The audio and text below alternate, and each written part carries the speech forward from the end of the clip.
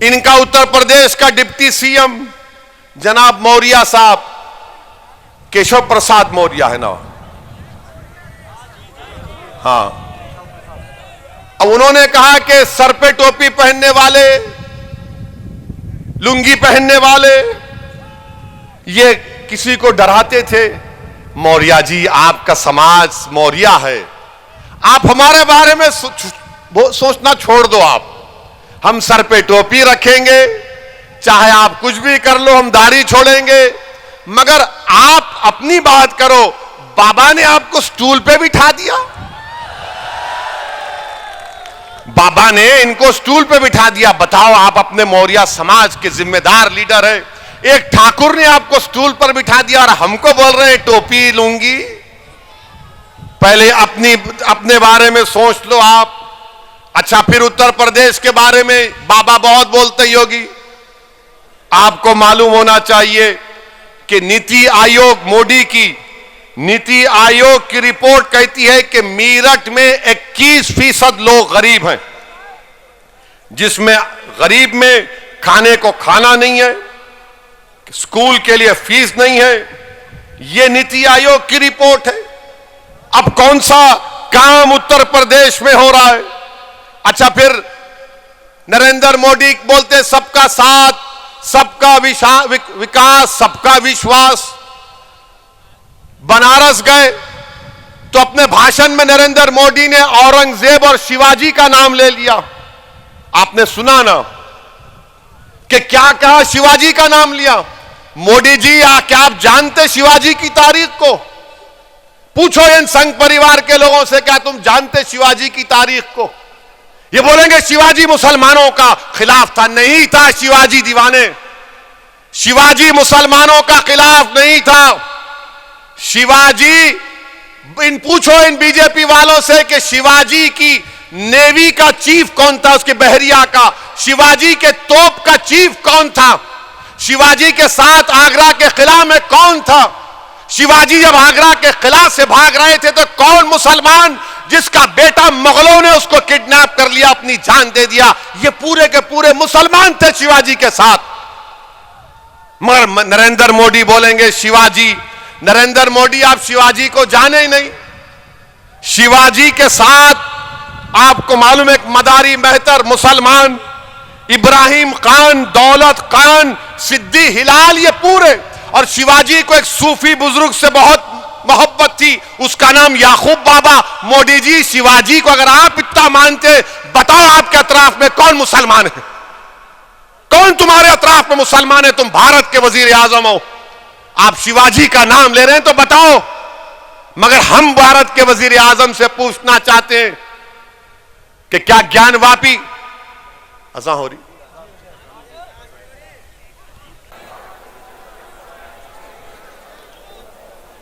बिस्मिल्लाहिर्रहमानिर्रहीम। मैं ज्ञानवापी मस्जिद के बारे में कह रहा था कि क्या मोदी सरकार ज्ञानवापी मस्जिद को खूबसूरत नहीं बना सकती? क्या दिल्ली के जामा मस्जिद की तारीखी मस्जिद जो आज उसकी खस्ता हाल हो चुकी है, उसकी तामीर नहीं कर सकती? जब सबका साथ, सबका विकास की बात होती है, तो क्या मथुरा में जो मस्जिद है उसकी अच्छा नहीं किया जा सकता? क्या अजमेर की दरगाह को खूबसूरत नहीं बनाया जा सकता? मेरे अजीज दोस्तों और बुजुर्गों, ये भारत के वजीर आजम की पॉलिसी है। सबका विश्वास, सबका विकास की बात करते हैं, सिर्फ जबानी खर्च करते हैं, इनके पास कुछ नहीं है। आज उत्तर प्रदेश में लॉ एंड ऑर्डर नाम की चीज नहीं है। यही मेरठ में मजलिस इत्तेहादुल मुस्लिमीन के रुकने बल्दिया जुबैर अंसारी को गोली मारकर उनको हलाक कर दिया गया।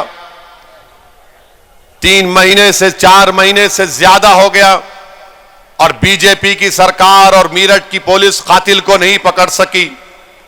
क्यों नहीं पकड़ सकी? क्योंकि जुबैर अंसारी को जिन्होंने कत्ल किया, पुलिस और हुकूमत जानती है कि किसने जुबैर अंसारी को मारा। उत्तर प्रदेश में लॉ एंड ऑर्डर नाम की कोई चीज बाकी नहीं रही। मेरे अजीज दोस्तों और बुजुर्गों, आज आपके पास, जैसा कि शौकत साहब ने कहा कि मुर्गी काटने पर मुकदमा, अब हर चीज पर मुकदमा। 20 दिसंबर 2019 को एनआरसी के खिलाफ एहतजाज हुआ, 5 लोगों पर गोली चलाकर उनको हलाक कर दिया गया, 26 लोगों पर एनएसए लगाया गया। हमारे अंसारी बरादरी के लोग अपने पावरलूम इंडस्ट्री के लिए एक फ्लैट रेट की बात कर रहे हैं, तो सरकार नहीं करना चाहती। आम रिटर्निंग लाइसेंस नहीं दिया जाता। और फिर सबसे बड़ी बात यह कि अमित शाह ने 2012 में मीरठ को आकर यह वादा किया था यहां के वकलाओं से कि मीरठ में एक हाई कोर्ट की ब्रांच डाली जाएगी, बेंच डाला जाएगा। उसका भी वादा नहीं पूरा कर सके।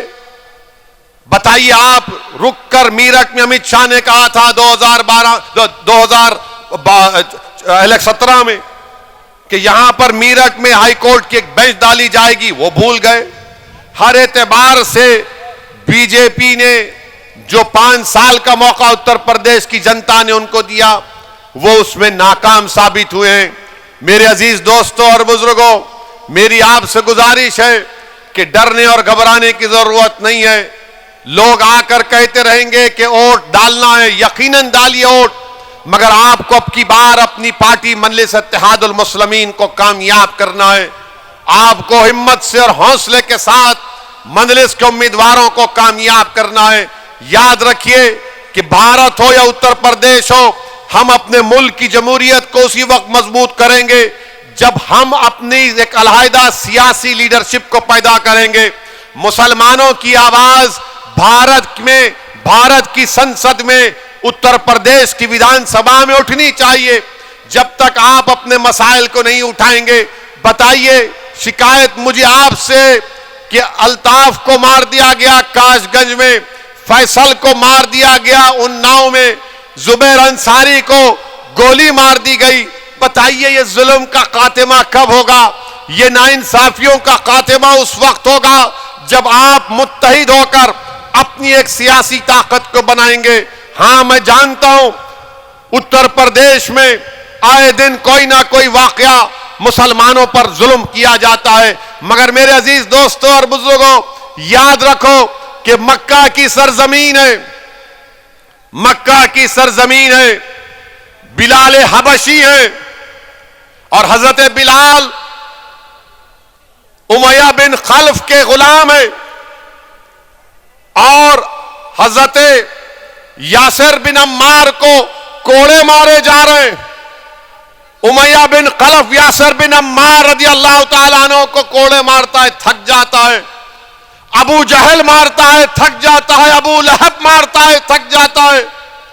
और फिर उमैया बिन खल्फ हजरत बिलाल हबशी से कहता है कि बिलाल, अब तुम मारो, तुम ताकतवर हो।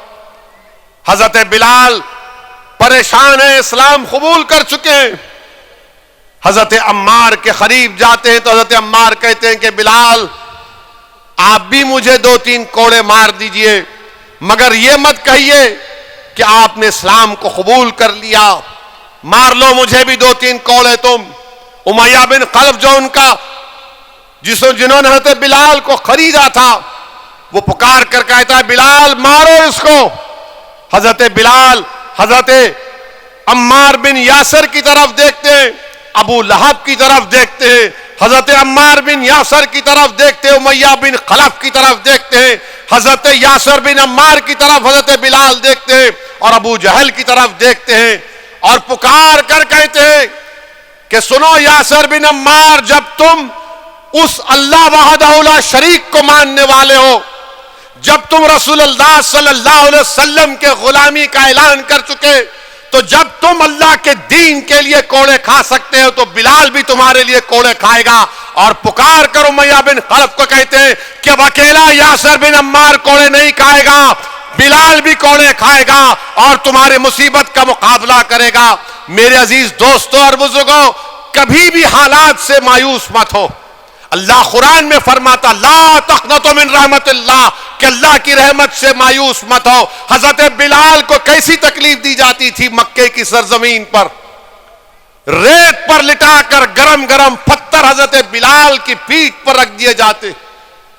रसूलुल्लाह सल्लल्लाहु अलैहि वसल्लम ने जब हजरत बिलाल की तकलीफ देखी तो आंख में आंसू आ गए रहमतुल्लाह आलमीन के, और दुआ की या अल्लाह हजरत बिलाल के पर कुछ आजाद कर दे इस तकलीफ से।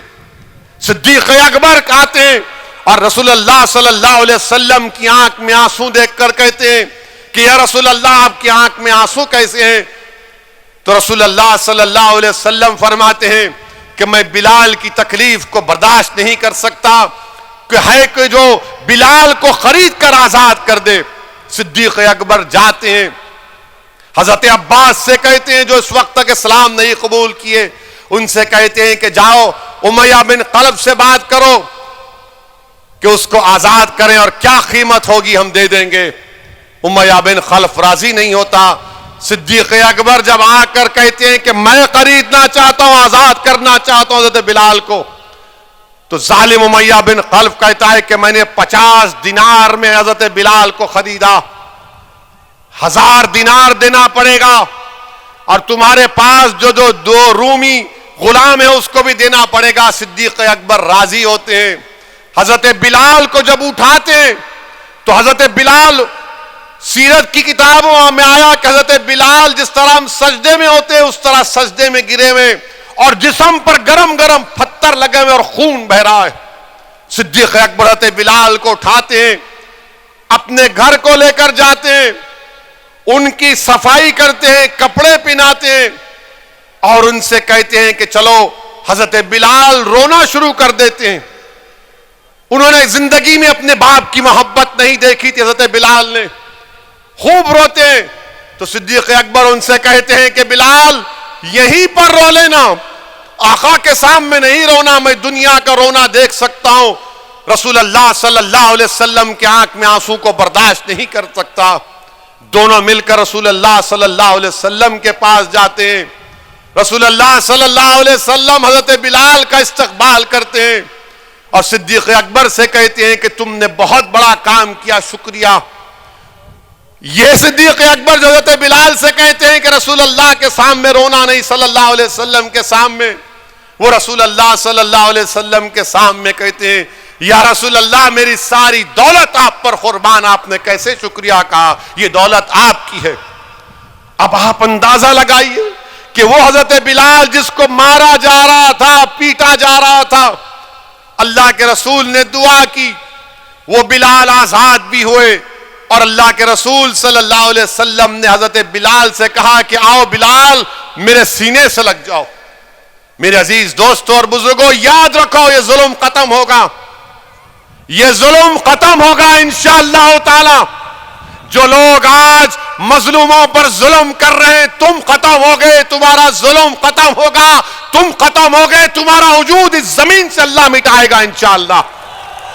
तुम्हारा जुल्म हमारे हौसलों को, हमारे पैरों में डगमगाहट नहीं पैदा करेगा। तुम जितना जुल्म करोगे हमारे हौसले बढ़ते जाएंगे, तुम जितना दबाओगे उतना उठेंगे इंशाअल्लाह ताला, क्योंकि अल्लाह ने कुरान में फरमा दिया जिन्होंने अल्लाह पर ईमान लाया और डट गए जमीन पर, अल्लाह उनकी फरिश्तों से मदद करता।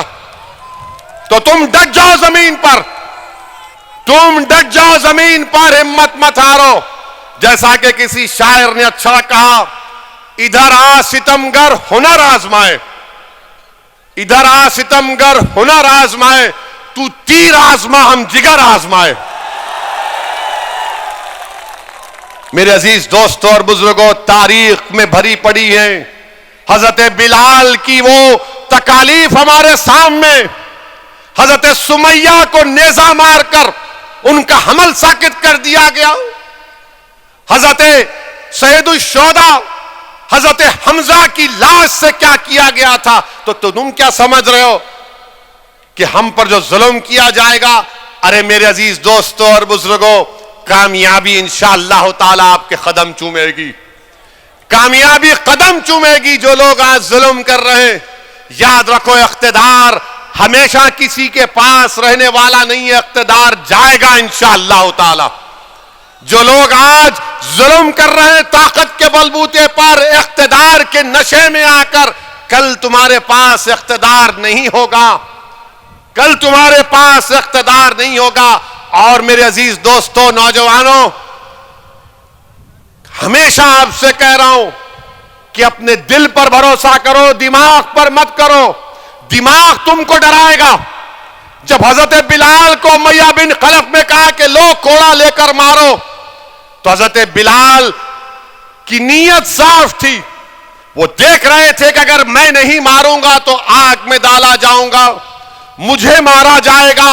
मगर दुनिया ने देख लिया कि हजरत बिलाल ने सच्चाई का साथ दिया, हजरत बिलाल ने अपने दिल को माना और सच्चाई को और हक का साथ दिया, तो वो उरूज पर पहुंचे। कौन से उरूज पर? कि जब मक्का फतह हुआ तो मक्के की छत पर खड़े होकर सियाफाम हजरत बिलाल ने, साहबी रसूल ने नमाज़ां दी।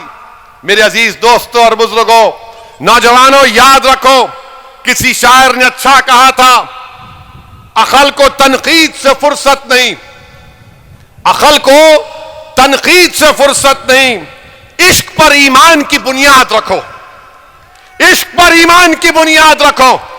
अगर तुम यही डरते रहोगे बीजेपी आ जाएगी, बीजेपी, अरे बीजेपी आ रही तुम्हारे वोट से नहीं, बीजेपी आ रही है तो हिंदुओं के वोट से आ रही है, मुसलमानों के वोट से नहीं आ रही है बीजेपी। यह बात तुमको कोई नहीं कहेगा, यह बात तुमको कोई नहीं कहेगा। मैं तुम्हारे दरमियान में खोलकर कह रहा हूं, मैं किसी मजहब का खिलाफ नहीं हूं, मैं किसी मजहब का खिलाफ नहीं हूं, ना कभी रहूंगा। सच्चाई को बयान कर रहा हूं। बल्कि मेरी तो ख्वाहिश यह कि मजलिस के साथ दलित भी खड़ा हो, हमारा भाई, मजलिस के साथ हमारे ओबीसी समाज के भाई और उनकी बरादरियां खड़े हो जाए। हम तो चाहते हैं कि पूरा वंचित समाज एक जगह पर हो जाए, ये हमारी कोशिश है। मगर ये आकर कहना कि बीजेपी आ जाएगी, अरे बीजेपी मेरी वजह से नहीं आ रही है, बीजेपी आ रही है तो किसी और के वोट से आ रही। वो मोदी का दीवाना हो चुका है, हम नहीं हुए हैं। उनके दिलो दिमाग पर मोदी छा चुका है, हमारे दिलो दिमाग पर मोदी नहीं छाया हुआ है। वो उनके तरफ भाग रहे हैं। और ये आकर ये समाजवादी के लोग, इन्हें ऐसा हो जाएगा, ओवैसी ऐसा बोलता है। अरे भाई मेरे, तुम्हारे दो पार्टी के एमपी कल कुछ बात बोल दिए तो तुम उनकी तरफदारी, उनका दिफा नहीं कर सकते। एक 90 साल के सांसद है, बुजुर्ग है, उनकी बेहद इज्जत करता हूं मैं, वो अपनी राय भी नहीं रख सकते। मेरे अजीज दोस्तों और बुजुर्गों, मेरी आप सदबन गुजारिश है कि हमारे मसाइल हैं, तकालीफ हैं, मुश्किलात हैं, मगर हमको इस बार अपनी पार्टी को मजबूत बनाना है। डरने और घबराने की जरूरत नहीं है। अपने विधायक को यहां से कामयाब करिए आप, और ये लोग आएंगे, बहुत सी बातें करेंगे, मगर मुसलमान का नेता कौन है बताओ? समाजवादी में कोई नहीं हो सकता, खाली ये यादव है। बीएसपी में बहन जी हैं, ये सब क्या रहेंगे? दुम छल्ले बन के रहेंगे वहां पर, इनकी कोई अहमियत नहीं है वहां पर। ये सामने नहीं ठहर सकते उन लोगों के, पार्लियामेंट में तकरीर नहीं कर सकते। जब हमारी पार्लियामेंट में तकरीर होती तो बोलते ओवैसी भाई आपकी तकरीर सुननी आए। मैंने कहा तुम क्यों नहीं बोलते? बोले हमारी मजबूरी है। आप बताइए काहे की मजबूरी? 19% है, जीतो, कामयाब हो और अपनी आवाज को, अपने मसाइल को उठाओ। उत्तर प्रदेश में इंशाअल्लाह ताला मजलिस इत्तेहादुल मुस्लिमीन यकीनन पूरे वंचित समाज के साथ काम करने के लिए तैयार है। अभी हमको कोई कह रहा था कि ओवैसी साहब कौन हमको हमारे साथ लेकर जाएगा? हमारा एक दोस्त है, फोन किए थे कि हमारे साथ हमको कौन लेकर जाएगा। मैंने कहा फिक्र मत करो, जब हशर का मैदान होगा रसूल अल्लाह हम सबको लेकर जन्नत में जाएंगे। हमको उनके साथ, उनका साथ काफी, अल्लाह हमारे लिए काफी है। अरे दुनिया फानी होने वाली है, हम कोशिश करना हमारे हाथ में, ओवैसी कोशिश करेगा। आप हमारा साथ दो नियतों का, दिल का हाल अल्लाह जानने वाला है। कामयाबी अल्लाह देगा, उरूज अल्लाह देगा और जालिमों का अल्लाह खातिमा करेगा। अस्सलाम वालेकुम व रहमतुल्लाहि व बरकातुहू।